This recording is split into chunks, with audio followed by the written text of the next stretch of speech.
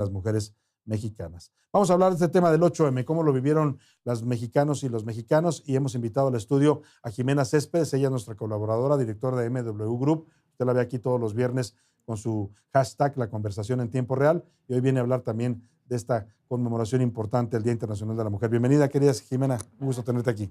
Muchas gracias por la invitación. Pues, ¿cómo viste de entrada esta fecha, estas marchas, estos discursos que se dan tanto por lado de la presidenta como de las mujeres que salieron a las calles? Mira, en general es una fecha muy emblemática para los mexicanos. Desde unas semanas antes ya comienza primero en chats de WhatsApp a mencionarse en dónde van a ser los colectivos, qué contingentes van a salir, cuáles son las horas de salida, como que se organizan en redes sociales, comienzan los colectivos y los contingentes más emblemáticos a poner sus fechas y horas de salida a todos los niveles de ciudades. Entonces, eso pasa como alrededor de 2 semanas antes. La semana anterior, o sea, antes del 8, que fue la semana completa, digamos que se estaban organizando todos, hablan sobre qué playeras, pancartas y demás. Hay mucha información relacionada con cuáles son los mensajes con los que se va a decir, y solamente hay un porcentaje mínimo en donde hablan sobre los temas de cómo bloquear a aquellas mujeres que pues van como a reventar las marchas. Sí, los grupos más radicales, ¿no? Exactamente. Pero en general, digamos que es un mensaje de sororidad una semana antes. Durante el 8 de marzo, lo que comienzan a aparecer es justo todos los hashtags, 8M, 8M 2026, y comienzan muchas de las mujeres líderes a ponerse en redes sociales, pues diciendo que están en la marcha. Por eso vimos políticas, periodistas, empresarias, mucha gente en eso. En general, la marcha fue completamente pacífica, a diferencia de otras marchas. En estas realmente solamente hubo unos temas como en Catedral, que cerraron la plancha, pues que cerraron con vallas y hubo una entrada, pero fue muy tranquilo. En Morelos, que fue un poco más disturbios, y unas manifestaciones en Querétaro. Sí. Comparados con otros 8M se ven mucho más tranquilos, ¿no? Menos violencia en las marchas. Exactamente. Y yo invito a todas las personas a que vayan a las marchas, porque uno es lo que ve afuera y que pues comienza a ver, por ejemplo, batucadas, y uno dice como que eso es, cuando está uno allá adentro hay niñas, hay jóvenes, y por ejemplo, si se desaparece una niña, comienza todo el mundo a ver silencio, vamos a llamarla, y todo el mundo se calla. O sea, sí es una sororidad interesante cuando está uno dentro de las marchas. Ahora, quería preguntarte, Jimena, hablando de una parte que no siempre nos gusta, ¿qué pasa en la conversación digital del lado de los agresores? ¿Cómo se empieza a mover conforme se va acercando el 8M? También hay reacción, ¿no? Del otro lado. ¿Una reacción negativa o en su mayoría es positiva? Mira, hay algo que pasa, y es que hay como que es tan grande el movimiento que los agresores no hablan porque no les conviene hablar. Lo que tienes más bien es gente que lo que está diciendo es que no es un movimiento legítimo o que simplemente es por espectáculo. Y tienes otra parte de la conversación que dice no debería ser solamente el 8M. Yo escribí un artículo que decía, ojalá empezáramos por el 9. O sea, porque ¿qué pasa después? Porque todo el mundo dice, pues es un solo día y el resto del año, ¿qué pasaría? Pero en general no hay un ataque directo. El único ataque directo que hay es como el radicalismo que hay sobre esas marchas, sobre temas de pues vandalismos y cosas así, pero en general sobre eso, poco. Lo que sí habría que hacer, que algunas marcas sí lo pusieron, es el día del 9M, que hace 5 años fue el Día Sin Mujeres. Sí, claro, que las mujeres no van a trabajar ese día como una forma también de protesta. Hay algunas empresas y algunas universidades mencionando que no iban a tomar represalias si las mujeres no querían o no iban a ir a trabajar ese día. Claro. Era justo lo que te iba a preguntar también, o sea, ¿qué ha pasado con este movimiento de 9M? ¿Son solamente las empresas o siguen siendo los colectivos o la propia conversación de la ciudadanía quienes dicen yo mañana no voy a ir, por ejemplo, como mujer? ¿Nada más son las empresas? Son pocas empresas, los colectivos en general no están hablando de eso, están hablando más de la marcha y de lo que están solicitando más allá de ese 9M, que específicamente eso fue por una razón. Fue justo cuando el presidente López Obrador dijo que pues las llamadas no eran suficientes o que muchas de ellas se desistían, y ahí sí hubo un movimiento real porque fue en contra de una declaración. Ahorita es un movimiento general, pero no necesariamente ya se está moviendo el 9M como anteriormente. Ahora, aunque esta es una marcha de mujeres y es una conmemoración, hay que decirlo, no es una celebración, entiendo que está permitido entre mujeres felicitarse por el Día Internacional de la Mujer, pero que un hombre felicite a una mujer no es algo pues, adecuado, pues, porque no es una fecha propiamente de celebración, es más de conmemoración. pero hay hombres que deciden sumarse a estas marchas también. Hemos visto cómo se han incrementado la presencia de hombres, en muchos casos solo como sororidad también de los hombres, pero en otros de padres, de hermanos, que van a hablar de una hija, de una madre, de una mujer desaparecida o violentada. Sí, vimos varios en esta marcha. Por ejemplo, me pareció maravilloso el de los chicles. Comenzaba a cantar alguna de las canciones y decía, y me le metí el chicle adentro. Y la gente, en vez de abucharlo, decir, no, lo metían dentro de la conversación, se reían y ya terminaban cantando igual. Había uno muy emblemático que tenía, obviamente, la pancarta de sus hijas. Y, por ejemplo, en el contingente que estaba delante nuestro, había mujeres alrededor que estaban todas como enlazadas, pues, y había varios jóvenes adentro pidiendo también, digamos que justicia. Entonces, cada vez se ven más, generalmente marchan a los lados, pero no hay ataques contra ellos, siempre y cuando se vea, digamos que pues... Y están apoyando legítimamente la marcha. Y tienes mucho turista, que yo creo que dirá, qué ¿También? cosa tan rara. Entonces tú ves, como caminas por Paseo de la Reforma, tú ves mucho hombre turista incluso tomando fotos y videos. Yo creo que debe ser parte de la idiosincrasia Sin duda alguna. mexicana. Y hablando precisamente, por ejemplo, del tema de la marcha, algo que me gustó mucho que me contestaste del tema de la conversación digital es, pues es que no les conviene, ¿no? Mejor se quedan calladitos. Y creo que es lo que debería de pasar ya hablando del tema pues, de la realidad física. Este tema de la sororidad, este tema es precioso. Sin embargo, ¿cómo ves las demandas? ¿Siguen siendo las mismas? ¿Han cambiado? ¿Cómo ves esto? Porque aparte tú tienes una labor de prevención. Sí, ahora vamos a hablar de caso específico, pero es lo que dice Milka, se repite cada año lo mismo. ¿Qué pasa entonces? ¿Estamos avanzando? ¿No estamos avanzando? Porque el discurso oficial dice una cosa, se creó incluso una Secretaría de la Mujer, que hoy muchas mujeres se preguntan para qué sirve, porque no vemos a la secretaria participando en estas marchas, encabezando las demandas de justicia o de mujeres desaparecidas, pero en la realidad las demandas persisten las mismas. Yo hasta hablé con la secretaria de las Mujeres precisamente cuando yo hice una solicitud directamente a la Presidenta de la República. Es una mujer muy sorora. Sí. Es una mujer que está muy preocupada por esto. Tenemos las mejores leyes que hay en Latinoamérica, pero los que tendrían que aplicarla no se aplica. No se aplica. Todavía seguimos en un tema en donde la concientización y la educación es demasiado básica. ¿Dónde está el atorón, según tú, para que estas demandas de las mujeres, estos reclamos que cada año volvemos a ver repetirse, avancen? ¿Es el gobierno? ¿Son los funcionarios? ¿Es la justicia? ¿El sistema penal? ¿El sistema judicial? Yo creo que tenemos una mezcla de todo. O sea, yo te voy a decir, ahorita, aunque los feminicidios dicen que van a la baja, lo que pasa es que hay unas clasificaciones en donde están reclasificando y entonces hay mucho homicidio y mucho suicidio. Pero cuando vemos realmente los temas, casi el 90% de una mujer que se muere viene relacionado a un tema de violencia de género. O sea, cuando Casi una mujer se suicida, hay que hacerlo con perspectiva de género. Entonces, entra la primera parte, que es no necesariamente todos los funcionarios tienen esa visión de perspectiva de género, aunque la ley y las sentencias te lo obligan a que lo tengan. Exactamente, esa sería la primera. La segunda de ellas es que, aunque tengamos todas esas leyes, cuando tienes tal cantidad de casos, decían que creo que hace como 2 años eran como 21,000 casos, ¿cómo buscas 21,000 casos? Si aún los casos que son más sonados no logran justicia, pues está muy complicado. Además dicen que solamente el 5% de las mujeres denuncian.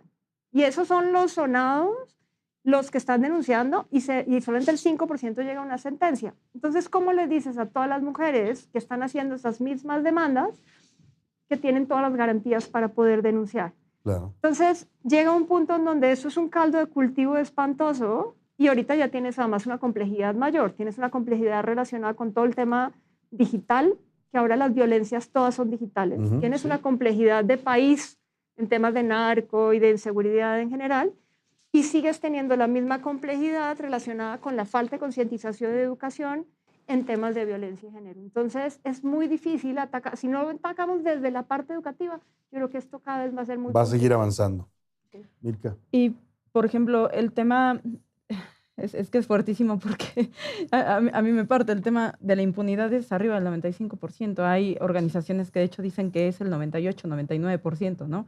Dependiendo de qué fuente utilicemos. ¿Qué está pasando también con las fiscalías? O sea, algo pasa con las fiscalías que se hace la denuncia y el trato que reciben o la primera respuesta que reciben es, se fue con el novio, al rato regresa, en un ratito.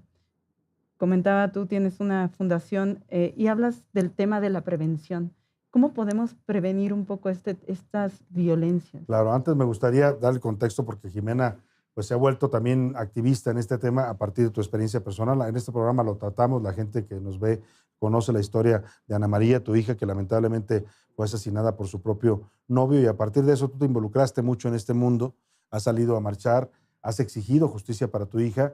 ¿Han pasado cuántos años ya y todavía no hay justicia para Ana María? Vamos a cumplir ahorita el 12, vamos a cumplir 2 años y medio desde la muerte de Ana María. Este muchacho lo agarró en el 16, o sea, la fiscalía actuó muy rápido, en 4 días actuaron. Pero a partir de ahí viene el problema, porque uno cree que solamente con el hecho de que esté en la cárcel, pues con eso solucionamos. Ya está, ya hay Llevamos justicia. 2 años y medio sin juicio. Entonces nos ha tocado 3 procesos que yo creo que a mucha gente le pasa. La primera de ellas es que nos tocó trabajar con la fiscalía. Tú dices, bueno, se lo dejo al abogado, pero pues al final quien conoce a la hija eres tú, quien sabe en dónde está la información, claro. quien hable, te toca meterte. Incluso alguien me dijo, no, es que no vas a ver las fotos. No, pues me tocó meterme a ver las fotos, explicarles por qué había pasado lo que había pasado. Después entonces comienza la etapa judicial, y con la etapa judicial te enfrentas a muchos problemas. El primer problema es que la persona, el que comete el delito, tiene un montón de derechos humanos. ¿Y qué pasa con el otro lado? Porque él tiene derecho a poner amparo, recursos, aplazar el proceso, y del otro lado tú no tienes ningún recurso para que avance Para más que rápido. acelerarlo, claro.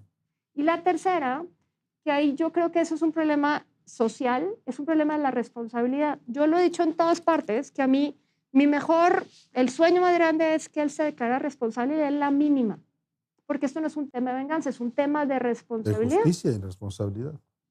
Y entonces los papás pagan a los mejores abogados, Los papás del los feminicida. papás del feminicida, para que puedan sacarlo a como dé lugar. Y entonces ahí es donde ahorita tengo un amparo y 7 recursos. ¿Y dónde queda la justicia con perspectiva de género? Yo he ido a varias reuniones en la Suprema Corte de Justicia que dicen los jueces están obligados a dictar justicia con perspectiva de género. ¿Dónde está eso? En tu caso no se ve. En mi caso no se ve, y en el caso de muchas mujeres. Ayer justo Saskia... Niño. No fue Saskia. ¿Cómo se llama? La que denunció a Luis de Llano. Sasha Sokol. Sasha Sokol, claro, dice que ya hay un fallo de la Corte. Esto es impresionante. A ver si nos buscan por ahí el audio de Sasha Sokol, por favor, productor, para que lo veamos al aire y lo comentamos con Jimena, porque ella dice, ya la Corte falló, es la última instancia en este país, y el señor Luis de Llano se ha pasado a la Corte por el arco del triunfo. No ha cumplido la sentencia. Claro, y ella lo que dice es, yo no estaba pidiendo dinero, lo único que estaba pidiendo era que él se hiciera responsable. Es impresionante que las mujeres lo que más estamos pidiendo es un tema de responsabilidad, porque si hay responsabilidad del otro lado, no tendríamos por qué estar marchando en estas maneras, porque siempre hay alguien del otro lado que entiende que está siendo agresor, haya cometido el error que ha cometido. Pero eso implica que pues, las mujeres tenemos una solución a nuestros problemas. Aquí no hay ninguna. Ninguna. Y esta denuncia que queda sentada, Jimena Céspedes acusa que los tribunales, ¿es el Estado de México donde está llevando tu caso? Estamos en el Estado de México. Señores fiscales del Estado de México, señores jueces, ¿por qué le retrasan tanto el tema? Lo que dices tú, él tiene derecho a ciertos recursos, pero si hubiera conciencia sobre este tipo de casos, tendría que tener un procesamiento rápido. Es decir, el caso de tu hija es bastante evidente. Él entró a tu casa y la asesinó. Sí. No hay más que discutir ahí. ¿Por qué un proceso se alarga tanto? Esa es una denuncia que yo quiero que quede asentada porque en 2 años y medio no han podido todavía pues, sentenciar o por lo menos iniciar el juicio ya en contra del asesino de Ana María, tu hija. Y a partir de eso te preguntaba, Milka, creas la Fundación Nana, esta fundación de la que hemos hablado también, pero que es importante por lo que comentaba Milka. ¿Cómo prevenir estas violencias? ¿Cómo enseñar a las mujeres, a las niñas, a las adolescentes a detectar las señales de alerta, los focos rojos de una relación, de un padre, de un hermano que pueda resultar un agresor? Y más allá de eso, ¿qué hacemos con los hombres? ¿Cómo educamos? ¿Cómo hacemos que vean y entiendan que no somos un objeto, que no pueden violentarnos? Mira, desde la fundación lo que encontramos, cuando Ana María muere y nosotros comenzamos a ver la información que había, lo que nos dimos cuenta era que su entorno sabía que Ana María estaba en una relación tóxica y nadie dijo nada. Todos sus amigos sabían. Todos sus amigos sabían. Había papás, amigos nuestros, que pues también sabían porque sus hijos sí les contaban. ¿Y nunca les comentaron nada a ustedes? Nunca nos dijeron nada, docentes. Entonces, lo que encontramos es que todos vemos los 8 de marzo. Todos hablamos sobre estos temas, pero en realidad, primero, no somos capaces de identificar cuáles son las señales no somos capaces de acompañar y desnormalizar la violencia. No tenemos el valor de decirlo, pues de hablar Claro, de porque eso, uno ¿no? dice es que es la relación de alguien Yo más. no me meto, ¿no? Lo normalizamos. Lo normalizamos. Y la tercera es que creemos que estamos solas. Entonces, desde la Fundación nuestro trabajo es señalar, decir cuáles son las señales, que aquí te las digo, es siempre hay un tema de control, tema de celos desproporcionados, el tema de menosprecio de lo que dice la persona cuando dices que es tu culpa, no es que no entendiste. Claro. El tema de cambios de temperamento, cuando le termina y le deja de hablar, porque entonces la otra persona todo el tiempo está, es que yo qué habré hecho. Y la última, para poder controlar a alguien tienes que aislarla. Esas 5, si todas la tenemos, yo cada vez que doy una charla en un colegio, en una empresa, en alguna parte, siempre hay alguien que dice, no me he dado cuenta que estaba siendo violenta. Esa es la primera. La segunda ya es el tema de educación. Necesitamos educar a los psicólogos, a los abogados, a los docentes, no porque necesariamente ellos vayan a atenderlas, sino porque si le damos perspectiva de género a todo el mundo, pues va a ser mucho más fácil desnormalizar la violencia. Y la última que justo preguntabas es, ¿qué hacemos con los que son agresores? Rara vez alguien le dice a un agresor que es agresor.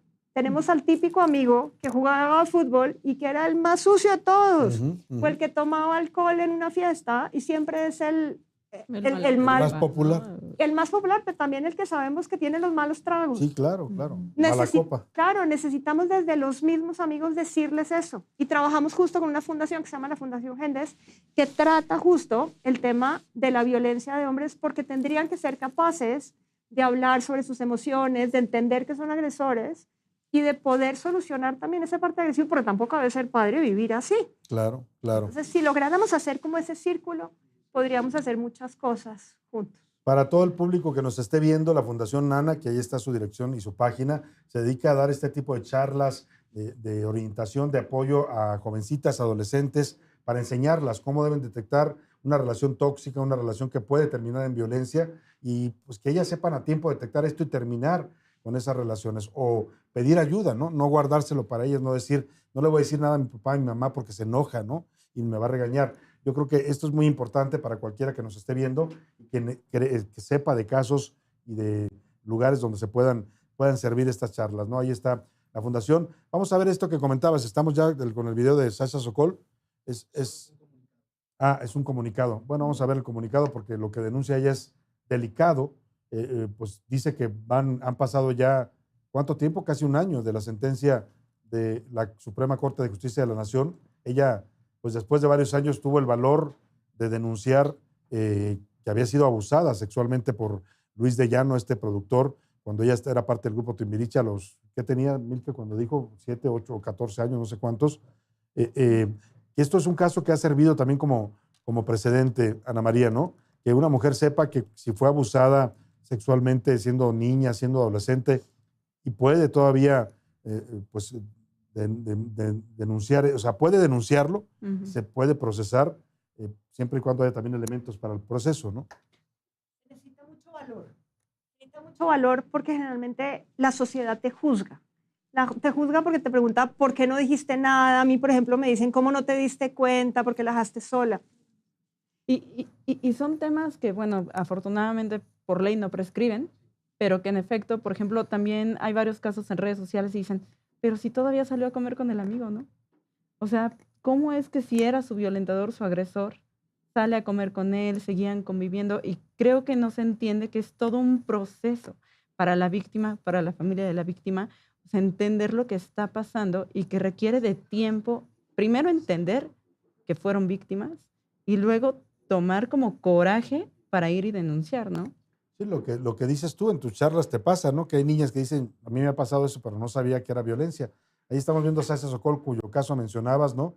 Impresionante que siendo ella una figura pública, habiendo hecho esta denuncia, habiendo ganado todas las instancias y habiendo obtenido un fallo a favor de la Suprema Corte, todavía no puede hacer que el señor Luis de Llano cumpla la sentencia que le dictó la Corte. Ahí está Luis de Llano. Delicadísimo esto, ¿no?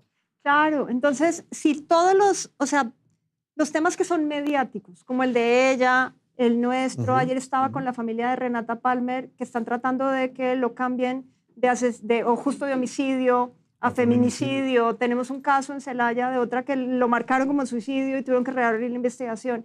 Si esos que son mediáticos nos demoramos tanto, y Imagínate. todavía no lo tenemos, ¿qué le puede pasar a la persona normal? Entonces, sí tendríamos que hacer un cambio real, primero como sociedad, Claro. de entender primero que no es culpa de las mujeres y que además no deberíamos tener vergüenza cuando contamos las historias. Más bien así le ayudamos a muchas mujeres. Ujú. Del lado de la justicia, tendrían que ayudarnos a acelerar esos procesos, incluso que nos digan cómo trabajamos mejor con ellos, y te juro que muchas de las mujeres lo Estarían haríamos, dispuestas, claro. y muchos de los colectivos. La tercera es como sociedad, sí tenemos que comenzar a buscar, hacernos responsables, responsables de nuestra denuncia, de nuestro trabajo, de salir de una relación violenta, y de los hombres también, de señalar a los que son violentos, de ayudarnos a las mujeres a mejorar esta situación. Y bueno, pues esa es la realidad, lo dices tú muy bien, esto no va a cambiar mientras no haya desde el sistema educativo una política para enseñarle a los niños que la violencia no es normal y que la violencia hacia la mujer no es algo que se deba permitir ni tolerar. ¿Cuál sería tu mensaje final para las mujeres que te estén viendo? Tenemos muchas mujeres en el auditorio. ¿Qué les dirías tú en este momento, Jimena? Yo les diría dos cosas. La primera es que no es su culpa, que somos responsables, pero no es culpa nuestra la violencia. Y la segunda, que no están solas. Lo vimos ayer en el 8 de marzo, no está sola, es cierto, y hay muchísimas herramientas de salida, ahí las tenemos en la página de la Fundación. Pues Jimena Céspedes, directora de MW Group, colaboradora de aquí de la UNA, todos los viernes la puede ver en su hashtag La Conversación en Tiempo Real. Gracias por venir al estudio, gracias por compartir tu experiencia. Gracias. Vamos a estar atentos a tu caso en